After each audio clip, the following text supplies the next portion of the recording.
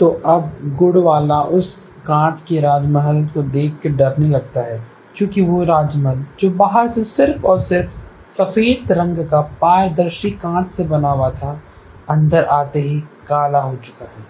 उसके होश उड़ चुके। अब वो बाहर जाना चाह रहा है, अपने आस पास मिल रहा है, क्योंकि कोई वहां खून कर रहा है, किसी को गला दबा रहा है, कोई मांस खा रहा है, और वो बस चुपचाप देख के मन ही मन सोच रहा है कि ये इस राजमहल में क्या हो रहा है, जो अंदर इतना कुकर्म से भरा हुआ है। और वो भागने लगता है, पर भागने की कोशिश में वो सिर्फ और सिर्फ नाकामयाबी उसको मिलती है।